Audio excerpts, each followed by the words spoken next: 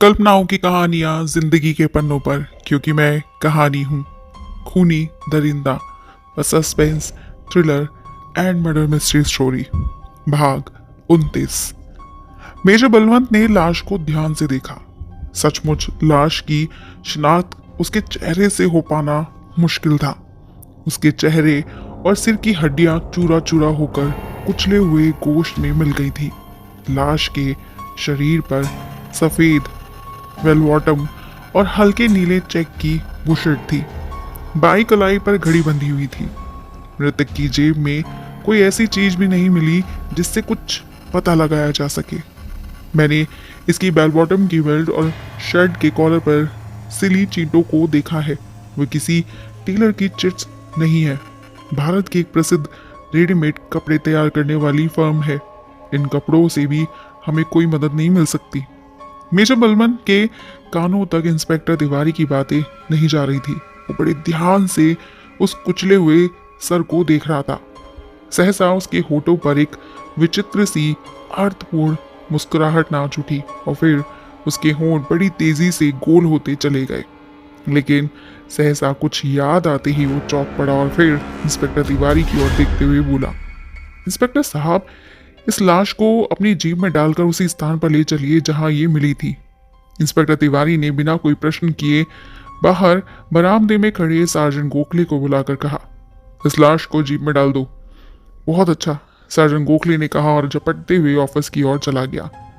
अब मेजर बलवंत की car police के पीछे पीछे उस पतली उबड़ खाबड़ और ऊंची नीची सड़क पर पहुंचकर रुक गई। इंस्पेक्टर तिवारी ने लाश उठवाकर सड़क पर उसी स्थान पर रख दी जहां वो पड़ी मिली थी। उसने लाश के दोनों हाथों कंधों की सीधे में फैला दी और दोनों टांगे भी फैला दी।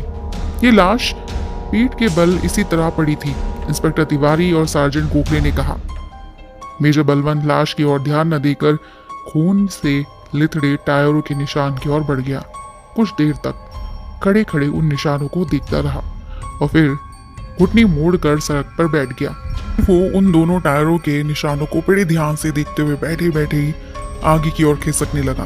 लगभग 15 फीट चलकर वो निशान गायब हो गए। मेजर बलवंत उठकर लाश के पास आ बैठा और कुचले हुए सर के नीचे गर्दन को ध्यान से देखने लगा। सहसा उसके होठ गोल हो गए और किसी की परवाह किए बिना वो जोर जोर से सीटी बजाने लगा। इंस्पेक्टर तिवारी, सार्जेंट गोखले और पुलिस के चारों जवान हैरानी से उसकी ओर देखने लगे। इंस्पेक्टर साहब, इस आदमी की हत्या जिस इंसान ने की है वो हत्या के मामले में एकदम नौसिखिया या अनाड़ी मालूम होता है।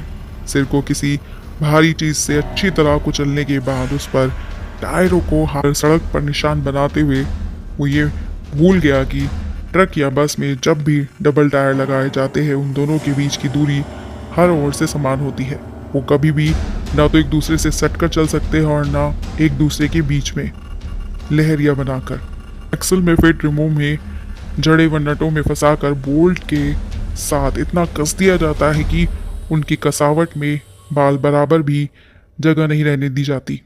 और इस तरह दो अलग अलग रिमो के कसे टायर्स के बीच हर ओर से दूरी बराबर हो जाती है।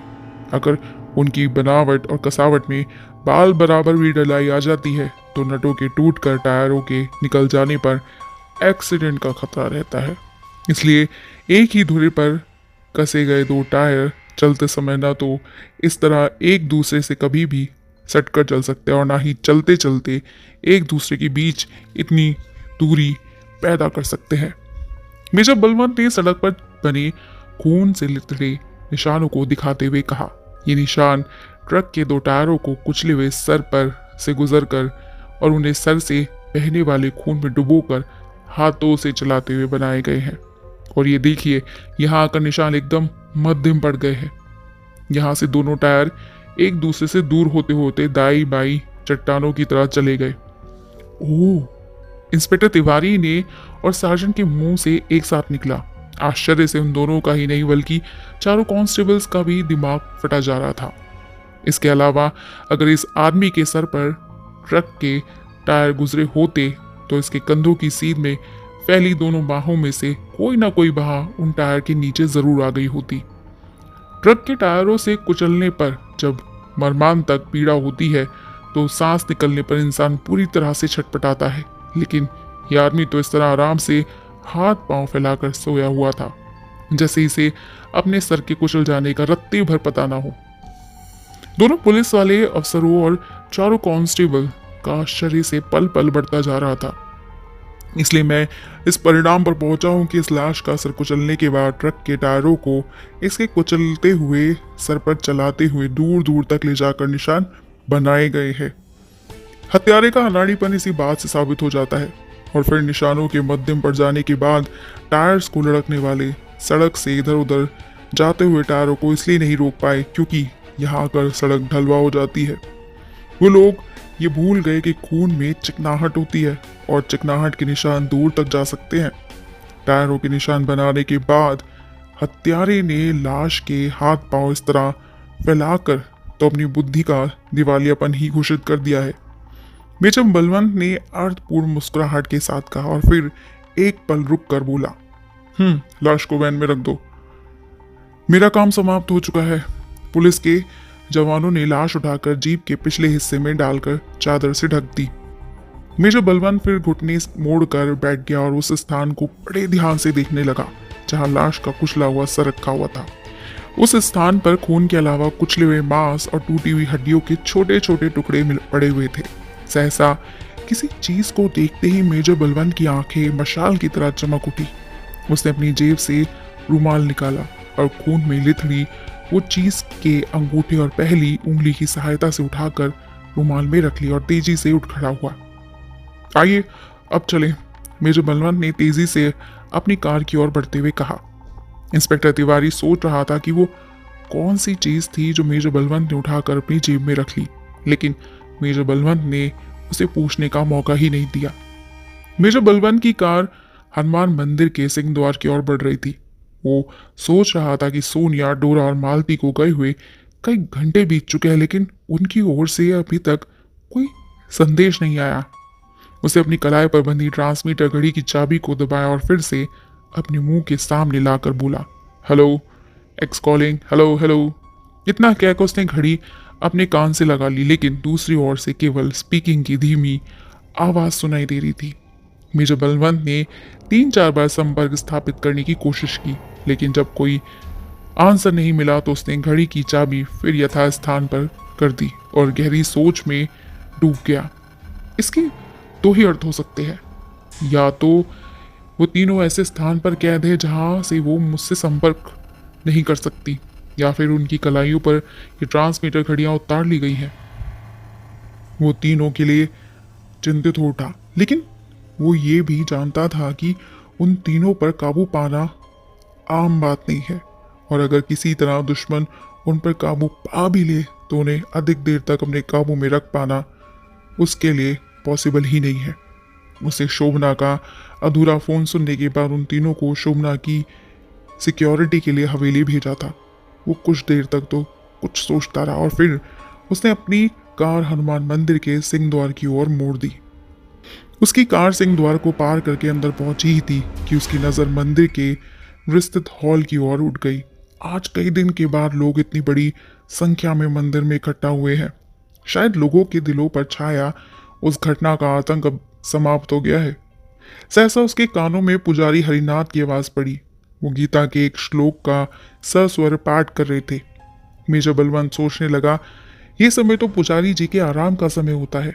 मंदिर में दोपहर के भोग के बाद तो कभी प्रवचन या कथा की परंपरा ही नहीं रही।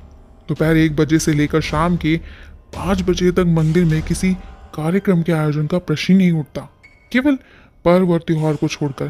फिर आज ये नई परंपरा कहाँ से?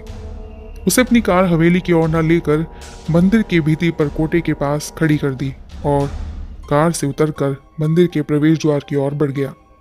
इंस्पेक्टर तिवारी ने अपनी गाड़ियों में भी मेजर बलवंत की कार के पीछे रुकवा दी और फिर अपनी जीप से उतरकर मेजर बलवंत के पीछे पीछे मंदिर के प्रवेश द्वार की ओर चल दिया। पंडित हरिनाथ व्यास गद्दी पर बैठी भगवत गीता की कथा सुना रहे थे। उनके सामने लगभग 50-60 स्त्री और पुरुष बच्चे बैठे हुए थे। मेजर बलवंत बैठे हुए लोगों के बीच पीछे पुजारी हरिनाथ के ठीक सामने जा खड़ा हुआ। उस पर नजर गाड़ते ही पुजारी हरिनाथ ने अपना प्रवचन बीच में ही रोक दिया और बोला, मेजर साहब इधर मेरे पास आइए। मेजर बलवंत धीरे धीरे चलता हुआ उनके सामने फर्श पर बिछी दरी पर जा बैठा। बस 10 मिनट दे दीजिए, मेरा आज का प्रवचन अब समाप्ति होने वाला है, पुजारी हरिनाथ ने बड़ी विनम्रता से कहा। कोई बात नहीं, आप अपना प्रवचन पूरा कीजिए, मेरी वजह से प्रवचन अधूरा छोड़ने की जरूरत नहीं है। आज मेरा सौभाग्य है जो आप जैसे विद्वानों का प्रवचन सुनने का मुझे अवसर मिला। मेजर बलवंत ने भी बड़ी शालीनता से आग्रह किया। पुजारी हरिनाथ ने अपना दाया हाथ उठाकर उन श्रोताओं को शांत रहने का संकेत किया जो मेजर बलवंत और इंस्पेक्टर तिवारी को देखकर कानाफूसी करने लगे थे। श्रोता कानाफूसी छोड़कर पुजारी हरिनाथ की ओर देखने लगे। पुजारी हरिनाथ दाया हाथ उठा उठाकर श्रोताओं को भगवान कृष्ण की बाल लीलाओं के संबंध में बताने लगे। सहसा मेजर बलवंत की नजर पुजारी हरिनाथ के दाएं हाथ पर गई। वो चौंक पड़ा। उनके पूरी हथेली में अंगूठे और उंगलियों की पट्टियों में जकड़ी हुई थी। चंद समाप्त हो जाने के बाद पुजारी हरिनाथ ने मंदिर के कर्मचारियों को आदेश दिया कि वे श्रोताओं को प्रसाद बांट दे और फिर स्वयं व्यास गद्दी को प्रणाम करके मेजर बलवंत और इंस्पेक्टर तिवारी के पास आ बैठे। इस समय कैसे कष्ट किया मेजर साहब? पुजारी हरिनाथ ने अपने दुपट्टे के छोर से माथे पर छलक आई पसीने की कुछ बूंदों को पूछते हुए कहा। पार्थ की पत्नी शोभना ने आज दोपहर फोन किया। हम सबको दोपहर के भोजन पर आमंत्रित किया था। मैं और मेरे दोनों असिस्टेंट इंस्पेक्टर साहब के साथ एक केस में व्यस्त थे, इसलिए नहीं आ सके। मैंने अपनी तीनों असिस्टेंट डोरा, सोनिया और मालती को भेज दिया था और उनसे कह दिया था कि केस की छानबीन समाप्त करने के बाद मैं सीधा मंदिर में पहुंचूंगा। तब तक वे तीनों शोभना जी के पास ही रहे। मैं तो हवेली की ओर आ ही रहा था, लेकिन आपकी आवाज सुनकर इधर चला आया। आपका प्रवचन सुनकर आनंद आ गया। भगवान कृष्ण की बाल लीलाओं का इतना सुंदर और सजीव वर्णन जीवन में पहली बार सुना है। शोभना ने आप लोगों को फोन करके दोपहर के भोजन पर बुलाया है? मुझे नहीं पता। आज विवाह है ना, रविवार को मंदिर में बहुत भीड़ होती है। मैं तो सुबह से आने जाने के बाद यहाँ से अभी तक जा ही नहीं सका। किसी नौकर को भेजकर उन्हें यही बुलाए लेता हूँ, वे भी कथा का प्रसार ले लेंगी। पुजारी हरिनाथ ने कहा और एक सेवक को बुलाकर उसे आदेश दिया कि वो छोटे पुजारी की हवेली में जाकर साहब की तीनों असिस्टेंट को बुला लाए। नौकर दौड़ता हुआ हवेली की ओर जाने वाले दरवाजे की ओर चला गया। आपके दाएं हाथ में चोट कैसे लग गई पुजारी जी? इंस्पेक्टर तिवारी ने पूछा। ओह, सुबह भगवान शिव को स्नान कराने से पहले वो जब मैं मूर्ति के आसपास बिखरे मुरझाए फूल पत्तियों को इकट्ठा कर रहा था ना, अचानक से कांच का टुकड़ा आकर मेरी हथेली में काटते हुए निकल गया और उंगलियों तक चला गया। अंगूठे और उंगलियों में भी कांच के टुकड़ों से घाव हो गए। पुजारी हरिनाथ ने दाएं हाथ पर बंधी पट्टी पर बाएं हाथ फेरते हुए कहा। पुजारी हरिनाथ की बात सुनकर मेजर बलवंत के होठों पर एक अजीब सी मुस्कुराहट दौड़ गई। वे लोग बातें कर ही रहे थे कि नौकर ने हवेली से लौटकर बताया, छोटी बहू तो सुबह छोटे पुजारी को देखने हॉस्पिटल चली गई, तब से अभी तक लौटी नहीं है। मेरा भी यही ख्याल था। मैंने शोभना को सुबह मंदिर के दरवाजे से निकलकर एक टैक्सी में बैठते हुए देखा था, पुजारी हरिनाथ ने जल्दी से कहा। मेजर बलवंत उलझन में पड़ गया। शोभना का फोन स्वयं उसी ने रिसीव किया था और उसकी अधूरी बात सुनकर ही उसे डोरा, सोनिया और मालती को यहाँ भेजा था और सुबह 7 बजे तो शोभना अस्पताल की बजाय उसके बंगले में मौजूद थी। वो कुछ देर सोच में बैठा रहा, फिर उठ खड़ा हुआ। ओ अच्छा पुजारी जी, अब मुझे आज्ञा दीजिए, उसने अपना दाया हाथ हरिनाथ की ओर बढ़ाते हुए कहा। हरिनाथ ने मेजर बलवंत के साथ हाथ मिलाया, फिर हाथ थामे थामे ही बोला, मेजर साहब, आपने मुझसे वादा किया था कि आप उस आदमी को जल्दी खोज निकालेंगे जिसने मेरे छोटे भाई पार्थ की जात लेने की कोशिश की है। बस थोड़ी सी मोहलत और दे दीजिए। पार्थ की हत्या का प्रयत्न करने वाले अपराधियों को या अपराधी को मैं जल्द से जल्द अदालत के कटघरे में खड़ा देखूंगा। मेजर बलवंत ने एक बार फिर हरिनाथ से हाथ मिलाते हुए और इंस्पेक्टर तिवारी के साथ मंदिर से प्रवेश द्वार की ओर चल दिया। प्रवेश द्वार के निकट पहुंचकर सहसा वो पलटा और हरिनाथ की ओर देखने लगा। हरिनाथ के चेहरे पर एक गहरी उदासी थी और वो अपने दाएं हाथ को बड़े ध्यान से देख रहा था, जिस पर पट्टी बंधी हुई थी। शायद मेजर बलवंत से हाथ मिलाने के बाद उसके हाथों के घाव में दर्द होने लगा था। अब ये क्या पहेली है हरिनाथ के उस घायल हाथ की? क्या हरिनाथ ही वो इंसान है जिसके हाथ में 6 उंगलियां थी? वो लाश जो सड़क पर कुचली हुई मिली, वो किसकी थी? किसने उन्हें मारा था? जानबूझकर उस खून को प्लान किया गया था। डोरा, सोनिया और मालती कहाँ है जिनका अभी तक कुछ पता नहीं चला? और शोभना जिसने अपनी जान बचाने के लिए मेजर बलवंत से हेल्प मांगी थी, वो शोभना कहाँ है? क्या है इन आपस में उलझती हुई गुत्थियों का राज? क्या है ये कहानी? जानने के लिए जुड़े रहिएगा इस कहानी के साथ अंत तक। खूनी दरिंदा, a suspense thriller and murder mystery story, सिर्फ और सिर्फ स्टोरी मिनियाक्स पर। और हाँ, ऐसे ही पुराने और चर्चित नॉवेल्स सुनने के लिए आज ही सब्सक्राइब कीजिए हमारा यूट्यूब चैनल स्टोरी मिनियाक्स, जहाँ पर आपको मिलेंगे पुराने चर्चित novels, suspense, thriller, murder mystery. तो आज ही सब्सक्राइब कीजिएगा हमारे यूट्यूब चैनल स्टोरी मिनियाक्स को।